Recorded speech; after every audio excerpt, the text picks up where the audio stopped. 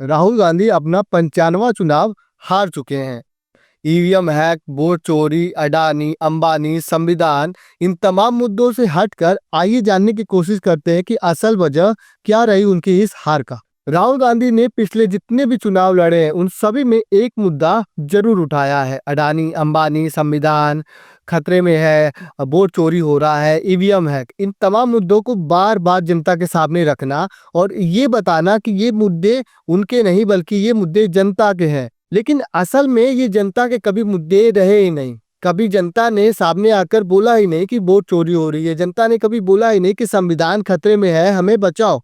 ये मुद्दा सिर्फ कांग्रेस ज्वलंत रूप में आगे लाती रही और भड़काती रही लोगों को कि देखो संविधान खतरे में है, देखो वोट चोरी हो रहा है, देखो ईवीएम हैक हो रहा है। ईवीएम हैक पे तो आप चुप भी हो चुके हैं, लेकिन अब वोट चोरी देखता है कि कब तक जाकर ये चुप होते हैं। तमाम हार के बाद भी अपनी समीक्षा किए बिना बार बार उन्हीं मुद्दों पर वापस आकर चुनाव लड़ना कि वोट चोरी हो रही है, ईवीएम हैक हो रहा है, अडानी अंबानी, लोग भी अब परेशान हो चुके हैं एक ही बात सुन सुन। जनता भी अब समझने लगी है कि ये मुद्दा दरअसल उनका मुद्दा अपना मुद्दा नहीं है, ये मुद्दा राहुल गांधी और कांग्रेस का है। लगातार इतनी हार के बावजूद वो फ्रस्ट्रेट हो चुके हैं कि अब कैसे चुनाव जीता जाए, कैसे उनके अपने फॉलोअर में ये मैसेज पहुंचाया जाए कि ये हार उनकी हार है ही नहीं बल्कि उनको हराया जा रहा है, वो गलत तरीके से हराया जा रहा है। लेकिन उनको अब जाकर समीक्षा करनी चाहिए। जनता समझ चुकी है कि इस तरह के प्रोपेगेंडा से चुनाव नहीं जीते जाते, चुनाव असल मुद्दों पर जीते जाते हैं।